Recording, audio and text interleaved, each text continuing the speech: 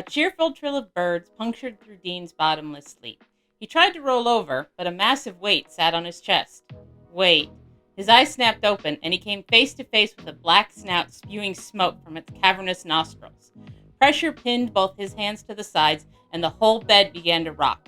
Swallowing through the 70 pounds perched on his body, he looked past the long nose and sharp, drooling teeth to the eyes staring him down. "Help!" Dean tried to shout, only for this morning monster to shift. A tongue, slimier than a subway pole, slapped across his cheek.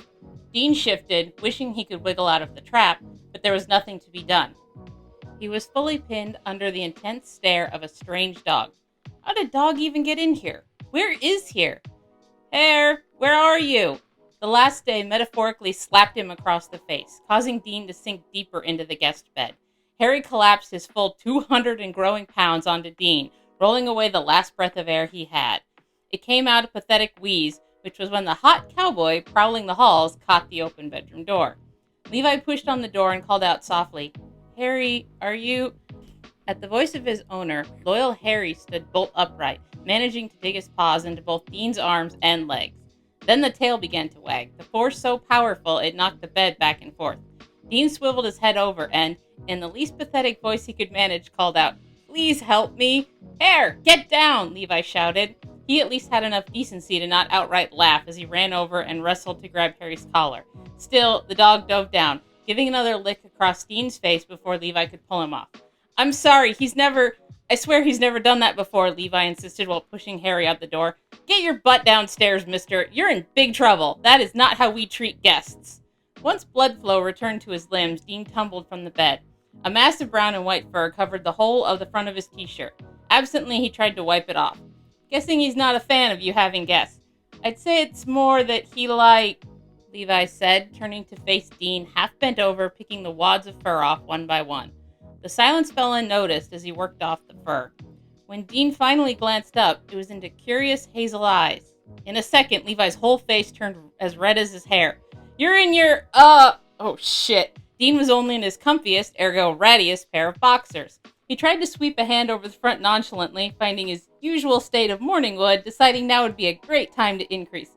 "Sorry, No, it's my fault." Levi fully spun around to face the doorway, his clothed shoulders knotted up. "I shouldn't have come in." Dean yanked the blanket off the bed and wrapped it around his waist to make a quilted skirt. "And your dog would have crushed or licked me to death." A little shake crossed Levi's shoulders as if he was struggling to keep in a laugh. "I doubt he would have crushed you. The licking, however, he seems to like you." "Well, I have no quarrel with him," Dean insisted loudly before whispering to himself. "Though if anyone must be licking me, I'd prefer it not come from the one with fleas." A slow choke of surprise stopped him dead in his tracks. Levi kept facing the other way while slowly walking for the door. I've got breakfast on downstairs. If you're hungry, I mean. Dean moved to rub his cheek to test the level of stubble, only to smack into a glob of dog drool. "I need to get washed up. This is the first time I've let anyone see me before 8 a.m. in forever." He paused in reading the carriage clock on the dresser from the heat of eyes on him.